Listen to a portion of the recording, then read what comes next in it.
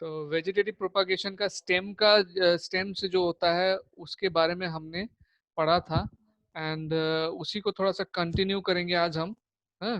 And कुछ topic जैसे rhizomes का, उसके बाद कॉर्म का। कॉर्म कॉर्म में खास करके ज़्यादा डाउट था। एंड ट्यूबर का, इसका जो है हम लोग एक और बार देखेंगे कि किस तरह से इनमें से रिप्रोडक्शन होता है। एंड आज हम लोग जो आर्टिफिशियल जो एसेक्सुअल रिप्रोडक्शन है, ये सब तो नेचुरल था जो अभी तक हमने पढ़ा था, आर्टिफिशियल वाला भी आज हम लोग पढ़ेंगे। ठीक है, तो स्टार्ट करते हैं। Reproduction in plant vegetative propagation.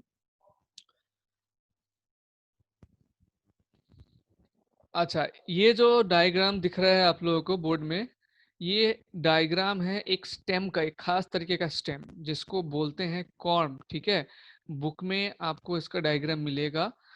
And क्योंकि लास्ट डे मैंने कॉर्म का बताया था डेफिनेशन, कॉर्म क्या होता है, किस तरह से रिप्रोडक्शन होता है, कुछ लोगों को समझ में नहीं आया, तो आज फिर से मैं रिपीट कर रहा हूँ। मैं डेफिनेशन वगैरह आज नहीं लिखा रहा हूँ, सिर्फ इसको समझाऊंगा। डेफिनेशन पिछले क्लास में मैंने दिया हुआ है। ये कॉर्म क्या है, एक तरह का अंडरग्राउंड स्टेम होता है। ये जो पार्ट है, ये जो राउंड पार्ट आप देख रहे हैं, ये एक्चुअली कॉर्म है।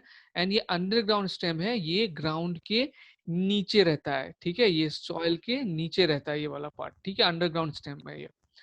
तो इसमें से होता क्या है, इसका पार्ट्स को पहले समझ लो एक एक करके, कौन सा क्या पार्ट है इसका। ये जो पार्ट देख रहे हैं, इसको बोलते हैं फ्लावर स्टेम। इसमें से जो है फ्लावर आगे चल के इसी में फ्लावर होता है। ठीक है, ये इसका फ्लावर स्टेम हो गया। ये जो राउंड पार्ट होता है, ये एक्चुअली एक के ऊपर एक लेयर टाइप का होता है। ठीक है, इसमें उसका ये वाला जो पार्ट है, जो लाइन लाइन आप देख रहे हो, इसको कहते हैं नॉड। ये जो लाइन लाइन लाइन लाइन दिख रहा है ना, ऐसे राउंड राउंड करके, ये लेयर टाइप का है, इसको कहते हैं नॉड।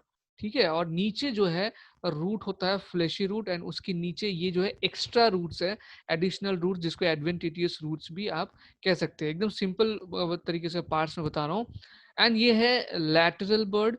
लैटरल बर्ड को हम लोग एक्सिलरी बर्ड भी बोल सकते हैं। क्या बोल सकते हैं? Axillary bud. लैटरल बर्ड है, इसको हम लोग एक्सिलरी बोल सकते हैं। इसी से जो है बाद में एक नया कॉर्म फॉर्म होता है एंड नया प्लांट फॉर्म होता है। इस तरीके से यहाँ से जहां तहां से जो है इस तरीके का लैटरल बर्ड निकलता है। यही बर्ड आगे चल के जो है दूसरा प्लांट में चेंज होता है। यहाँ से एक नया कॉर्म फॉर्म होता है जो अलग हो जाता है इसमें से। ठीक है, अब एक और डायग्राम मैं दिखा रहा हूँ जिसमें से देख के समझ आएगा। ये जो लैटरल बर्ड है, ये आगे चल के क्या होगा, सेम इसी तरीके का एक स्टेम का रूप ले लेगा। एंड और जितना टाइम जाएगा वो प्लांट से सेपरेट होता जाएगा। ठीक है, ये डायग्राम को देखो, ये देख रहे हो, ये जो कॉर्म है, यहाँ से बर्ड निकल के ऊपर की तरफ गया है। ये जो बर्ड है, ये लास्ट में क्या होता है, कुछ पार्ट इसका ऊपर की तरफ ग्रो करता है एंड कुछ पार्ट नीचे की तरफ ग्रो करता है। जो नीचे की तरफ ग्रो करता है वो रूट्स का फॉर्म ले लेता है। एंड यहाँ पर एक नया कॉर्न भी फॉर्म हो जाता है। कॉर्न क्या है, एक्चुअली स्टेम है, ध्यान रखना, ये रूट नहीं, ये है स्टेम। इसके निचले हिस्से में जो है रूट है। तो यहाँ पर जैसे यहाँ पर ये उगा है, तो इधर पे एक नया कॉर्म जो है बाद में फॉर्म हो जाएगा एंड ये अलग हो जाएगा, इसके नीचे फिर रूट आ जाएगा। तो इस तरीके से जो है एक कॉर्म से रिप्रोडक्शन होता है। बहुत सिंपल है कॉर्म से रिप्रोडक्शन का जो प्रोसेस है। मतलब बुक में थोड़ा डेफिनेशन लिखा हुआ था, कुछ टर्म्स लिखे हुए थे शायद, इसलिए समझ में नहीं आया होगा। तो इजी तरीके से मैं बता रहा हूँ। ये एक कॉर्म का स्ट्रक्चर है। जो ग्लैडियोलस का पेड़ है, ग्लैडियोलस का पेड़ को अगर उखाड़ोगे तो मिट्टी से पहले आपको ये निकलता हुआ दिखाई देगा। ये एक्चुअली स्टेम है which is below the soil. ये सॉइल के बिलो रहता है ये स्टेम। ठीक है, एंड इसके नीचे ये एडवेंटिटियस कुछ थ्रेड लाइक और स्ट्रक्चर मिलेगा जो फैला हुआ रहता है, वो रूट्स रहता है। और एक ग्लैडियोलस का जब स्टेम को आप बाहर निकालोगे, उसमें से सिर्फ ये नहीं मिलेगा, यहाँ पे आपको छोटा छोटा छोटा छोटा छोटा छोटा बहुत सारा बर्ड मिलेगा। एंड वही बर्ड आगे चल के जो है ग्रो करते हैं, अलग कॉर्म बनते हैं एंड अलग फ्लावर उसमें से खिलता है। ठीक है, तो ये कॉर्म का रिप्रोडक्शन करने का जो तरीका है, ये इस तरीके का होता है। तो अभी समझ में आया कि नहीं, मेरे को बताओ। तो आगे देखते हैं इसका नाउ। तो देखो, ये एक ग्लैडुलस, देखो ऊपर से इतना सुंदर लगता है। देखो सबका अलग अलग ही है ना, ये फ्लावर का देखो सबका अलग अलग तुमको वो दिखेगा, ब्रांच दिखेगा या स्टेम दिखेगा। तो इसका नीचे अगर हम लोग उखाड़ के देखेंगे ना, तो हमको सबके लिए अलग अलग कॉर्म मिल सकता है नीचे। ठीक है, एंड बहुत ही सुंदर होता है। जिसकी किसी के घर में अगर ग्लैडुलस का पेड़ है, वो देखना ये कितना सुंदर फूल होता है। ठीक है, तो ये एक एग्जाम्पल है जहाँ पे कॉर्म से रिप्रोडक्शन होता है। अगर पूछे तो आप एग्जाम्पल में क्या लिखोगे, ग्लैडुलस। नाउ दूसरा है राइजोम्स। राइज़ोम्स का भी मैंने बताया था। राइज़ोम्स का ये जो डायग्राम यहाँ पे दिख रहे हो, ये ऑब्वियसली तुम लोगों को पता होगा, घर पे देखा है। एक ये जिंजर है, ठीक है? और यहाँ का डायग्राम को समझो। देखो तुमने अदरक को जो घर पे देखा होगा, उसके बॉडी में इस तरीके का स्ट्रक्चर देखा होगा, लाइन्स देखा होगा, एंड कहीं-कहीं पर जो है इस तरह का ग्रीन-ग्रीन उगते हुए देखा होगा छोटा-सा, ठीक है? इस तरह का राउंड बना रहता है, ध्यान से अगर देखोगे। और अगर ऐसा थ्रेड लाइक कोई स्ट्रक्चर है, वो रूट है। अगर उसको नीचे कहीं हम लोग रख देंगे मिट्टी में, तो ये रूट जो है मिट्टी के नीचे घुस जाएगा। और ये जो बर्ड देख रहे हो, ये अल्टीमेटली ग्रो करता है एंड ग्रो करके इस तरह का स्ट्रक्चर ले लेता है, ठीक है? ये राइजोम्स क्या है, देखने में हमको लग रहा है कि ये एक रूट है, बट ये रूट नहीं है। Rhizomes is also a stem, it's a type of stem. ये भी अंडरग्राउंड स्टेम है। इसका ये वाला जो पार्ट है, इतना पार्ट, इसका ये पार्ट मिट्टी के नीचे रहता है एंड रूट इसका नीचे उगता है। ये जो है स्टेम है, एंड ये जो लीफ वगैरह है ये ऊपर की तरफ आ जाता है। ये स्टेम है, ठीक है? देखो स्टेम का जनरली क्या होता है, एक ट्री अगर मैं ड्रॉ करूं, ये स्टेम है। स्टेम में क्या होता है, ब्रांचेस होते हैं जो स्प्रेड होते हैं ऐसे ऐसे, लाइक, है ना? ब्रांचेस ऐसे ऐसे ऐसे ऐसे फैलते हैं। मेरा ड्राइंग उतना अच्छा नहीं है, बट आई होप समझ में आ रहा है। तो यहाँ पर भी ये स्टेम है। स्टेम में से इस तरह से ब्रांचेस इधर उधर जो है अंडरग्राउंड ये फैलते रहते हैं, और नीचे इसका रूट जो है लगता है। और रूट का जो फंक्शन है, रूट वो करते रहता है। तो यहाँ पर इसका जो कुछ पार्ट है, 2 लाइन के बीच का जो पार्ट है, इसको कहते हैं इंटरनोड। ये एक लाइन हो गया, देखो ये एक हो गया है ना? ये जो है, ये पूरा को इसको एक नोड कहेंगे, है ना? ये ये देखो, ये पूरा जो स्ट्रक्चर है एंड ये जो स्ट्रक्चर है, ये नोड है। और इसके बीच का जो स्पेस है, इसको कहते हैं इंटरनोड, ठीक है? ये नीचे जो है दिख रहा है, ये रूट्स है। ये देखो, ये जो स्ट्रक्चर है, ये सब क्या है? ये सब है नोड्स। देखना तुम अदरक निकाल के या टर्मरिक, कच्चा हल्दी जो होता है, उसको निकाल के देखना, ऐसा लाइन तुमको बॉडी में मिलेगा, उसको कहते हैं नॉट्स, ठीक है? एंड उसके 2 नॉट्स के बीच का जो डिफरेंस है, डिस्टेंस है, उसको कहते हैं इंटर नॉट। एंड इस तरह का स्ट्रक्चर मिलेगा जिसको कहेंगे बर्ड। ये आगे जर्मिनेट होगा, इसमें से ही जो है आगे इस तरह का पत्ता वगैरह निकलेगा। ये एक्चुअली क्या है, दिस इज अ स्टेम। कभी भी ये मत समझना कि इसमें ये रूट है। तो इसका रिप्रोडक्शन स्टेम में से होता है। स्टेम में अगर ये जो बर्ड है, इसमें से उगता है नया प्लांट, ठीक है? इसका एग्जाम्पल क्या क्या है? इसका एग्जाम्पल है, एक तो अदरक देखा होगा घर पे, है ना? और टर्मरिक देखा होगा, हल्दी। देखो देखने में एकदम सेम है, लेकिन दोनों को काटोगे तो इसका व्हाइट निकलेगा, और इसके अंदर से क्या निकलेगा, इसके अंदर से येलो निकलेगा। इसी टर्मरिक को बाद में जो है पाउडर बना के उसको एज ए पाउडर हल्दी यूज करते हैं, लेकिन एक्चुअल में हल्दी ये है। ये एक तरह का स्टेम है जो मट्टी के नीचे उगता है, ठीक है? तो ये राइजम्स का बात हुआ। अभी राइजम्स में अगर कुछ डाउट है तो मेरे को राइजम्स का डाउट बताओ। स्टूडेंट्स अभी ट्यूबर का देखते हैं कि ट्यूबर में कैसे रिप्रोडक्शन होता है। बहुत ही सिंपल है ट्यूबर का भी।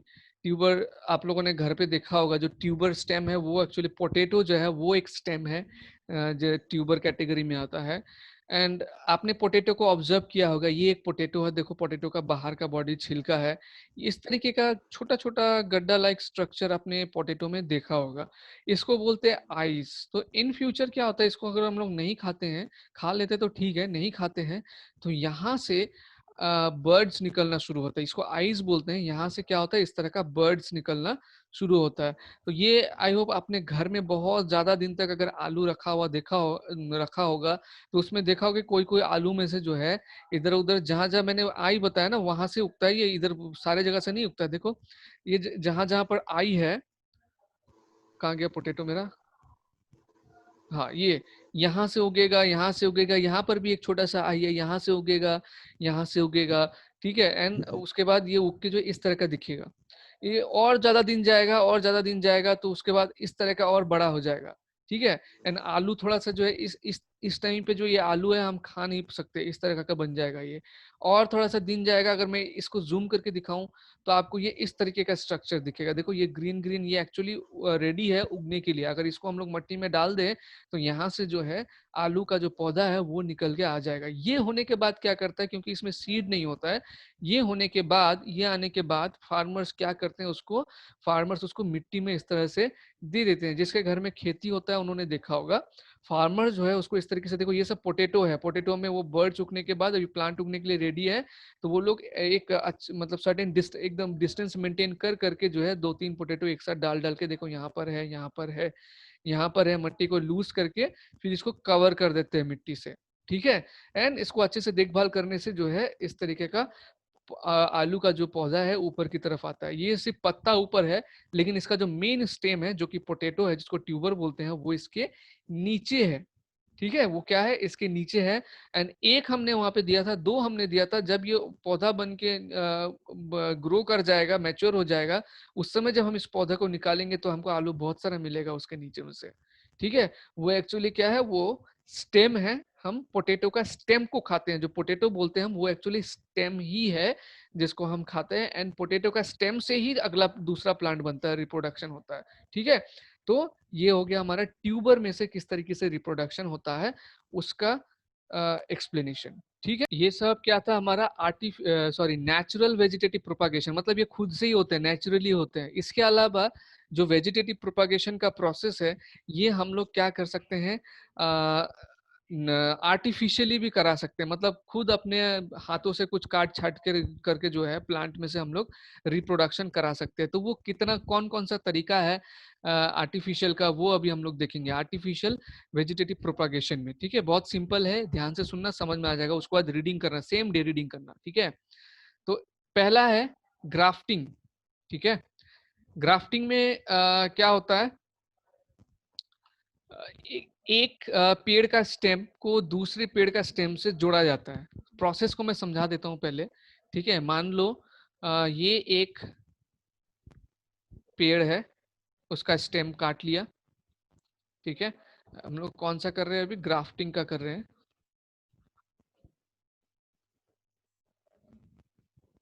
और इसको हमने काट काट लिया इस तरह से। इसके साथ हम क्या कर रहे हैं, दूसरा किसी एक पेड़ का स्टेम को काट करके ज्वाइन कर दे रहे हैं।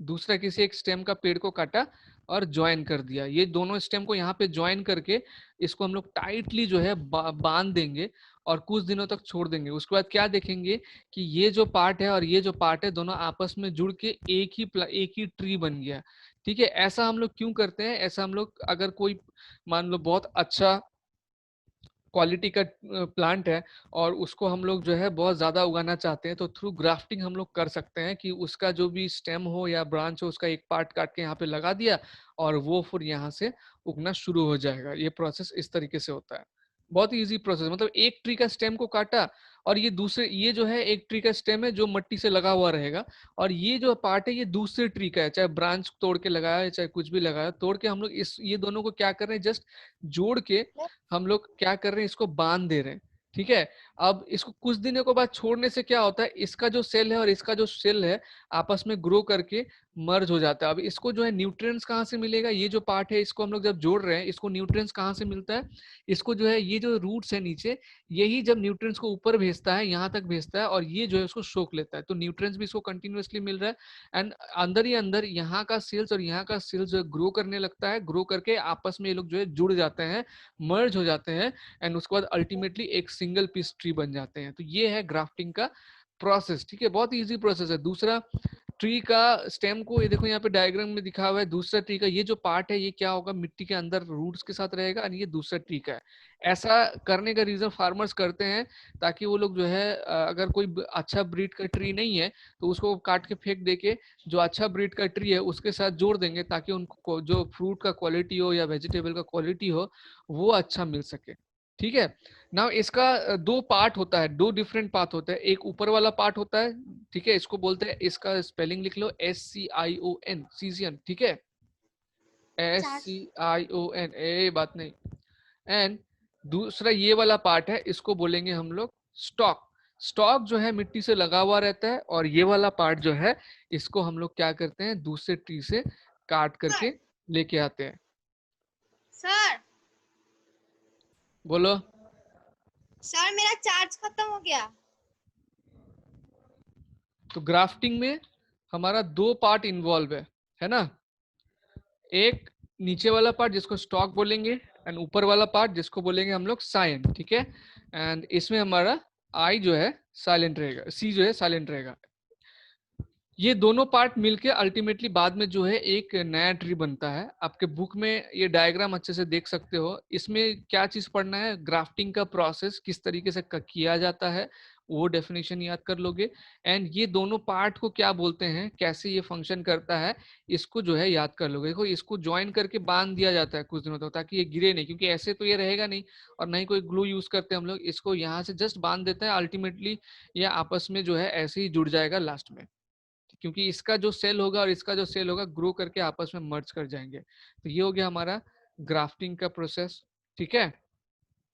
दूसरा जो आर्टिफिशियल वेजिटेटिव प्रोपागेशन क्यों है, क्योंकि ये जो कटिंग वाला काम कर रहे हैं ये हम लोग खुद से कर रहे हैं, ये बाय नेचर नहीं हो रहा है, इसीलिए इसको कहा जाता है कि ये आर्टिफिशियल प्रोसेस है।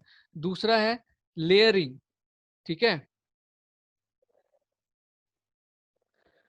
तो लेयरिंग में क्या होता है कि मान लो कोई एक छोटा सा प्लांट है, मैं प्रोसेस समझा दे रहा हूँ कि इस तरीके का छोटा सा प्लांट है। ग्रीन कलर से बना देता हूँ प्लांट को। नीचे इसका रूट्स है। ठीक है। ये इसका ब्रांचेस है, मान लो यहाँ पे पत्ता वगैरह है। ये हम लोग ने क्या किया, इसका एक तो स्टेम को लेके इस तरीके से मिट्टी के नीचे डाल दिया, एक स्टेम को। और थोड़ा सा पार्ट इसका जो एकदम जो टिप होता है ना, जिसमें पत्ता ग्रीन ग्रीन उगता है, उसको हम लोग ने ऐसे बाहर रख दिया। हम लोग ने क्या किया, इसका एक पार्ट को लेके मिट्टी का, ये मिट्टी है, ये सॉइल है, सॉइल का नीचे हमने इसको देखो यहाँ पर क्या किया, सॉइल का नीचे लगा दिया और थोड़ा सा पार्ट फिर आगे जो है ऊपर कर दिया। तो और बाद में क्या होता है पता है, यही वाला पार्ट जो है एक सेपरेट प्लांट में ग्रो हो जाता है और ये यहाँ से कट जाता है, यहाँ से फिर रूट्स वगैरह निकलने लग जाता है। तो ये कौन सा प्रोसेस हुआ, ये प्रोसेस का नाम है लेयरिंग। इसमें हम लोग क्या कर रहे हैं, जस्ट एक पार्ट को लेके या एक स्टेम को लेके हम लोग मिट्टी के अंदर पे उसको डाल दे रहे हैं। और कैसे डाल रहे हैं कि उसका जो टिप है वो फिर बाहर निकला रहे। अल्टीमेटली आगे जो है ये ग्रो करके एक प्लांट बन जाता है, इंडिविजुअल प्लांट बन जाता है ये ग्रो करके अल्टीमेटली आगे।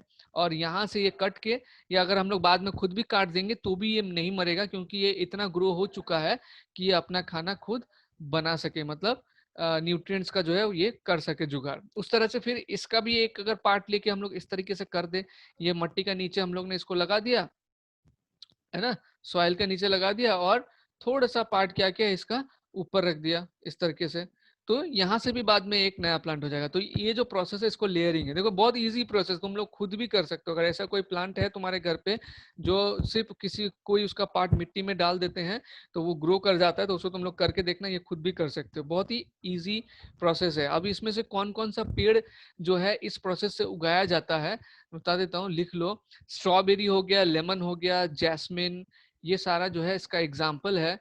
ठीक है। स्ट्रॉबेरी हमारा रनर का भी एग्जाम्पल हो सकता है, क्योंकि ये जो बिहेवियर है ये रनर का भी होता है। ये तो हमने खुद से किया, लेकिन रनर का क्या होता है, जो रनर ट्री होते हैं वो ऑटोमेटिक खुद से भी एक स्टेम जो है इसका नीचे नीचे इस तरह से फैलते जाता है और रूट्स वगैरह निकलते जाते हैं। तो स्ट्रॉबेरी उस कैटेगरी का ट्री है।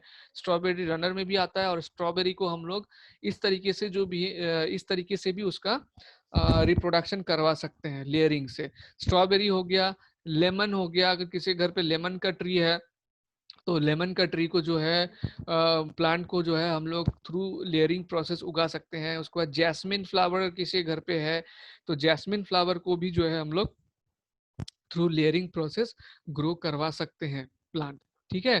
तो आई होप लेयरिंग समझ में आया। लेयरिंग बहुत ही इजी है। ये जो आर्टिफिशियल है, आर्टिफिशियल प्रोसेस बहुत ही इजी। देखो यहाँ पर एक डायग्राम मैंने दे रखा है किस तरीके से। देखो एक ब्रांच को क्या किया, मिट्टी के अंदर कर दिया एंड यहाँ से इसको रख दिया। अल्टी बाद में क्या होगा, ये एक सेपरेट प्लांट में ग्रो कर जाएगा। इसको अगर यहाँ से हम लोग काट भी देंगे ना इस जगह से, तो भी ये नहीं मरेगा, ये वाला प्लांट नहीं मरेगा, क्योंकि इसका नीचे रूट ग्रो कर चुका होगा। साथ साथ नहीं, जैसे आज हमने ये मिट्टी के अंदर दिया, आज ही नहीं, कम से कम कुछ हफ्ते इसको रखना होगा। उसके बाद इसके नीचे ऑटोमेटिक रूट आने लग जाएगा और ये अकेले में जो है ग्रो कर पाएगा। जैसे इसका अलग रूट है, इसका भी अलग रूट आ जाएगा। फिर इसमें से भी अगर कोई हम लोग पार्ट को लेके इस तरह से मिट्टी के अंदर दे दे तो वो भी थ्रू लेयरिंग जो है आगे ग्रो करने लगेगा। तो ये था लेयरिंग का प्रोसेस। नाउ ग्राफ्टिंग हो गया, लेयरिंग हो गया। अभी एक और अच्छा, यही दोनों प्रोसेस है। कटिंग भी है, कटिंग का भी बता देता हूं मैं। कटिंग में क्या होता है?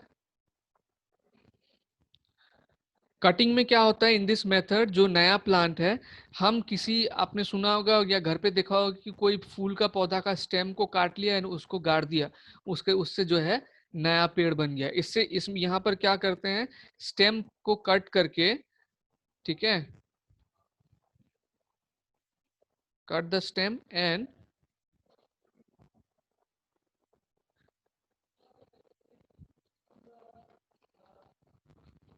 बस यही करना है।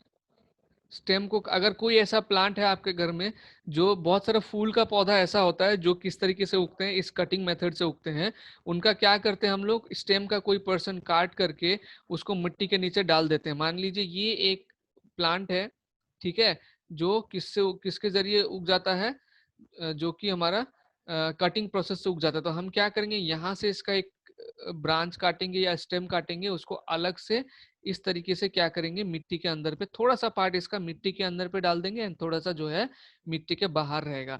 तो जो पार्ट मिट्टी के अंदर रहेगा वहां पर से रूट आना शुरू हो जाएगा, और जो पार्ट मिट्टी का बाहर रहेगा वहां से जो है धीरे धीरे लीव्स वगैरह आना शुरू हो जाएगा। दैट मीन्स ये जो है ग्रो करने लग जाएगा। तो ये हो गया हमारा आर्टिफिशियल का वेजिटेटिव प्रोपागेशन। क्या क्या है आर्टिफिशियल में? आर्टिफिशियल में है ग्राफ्टिंग।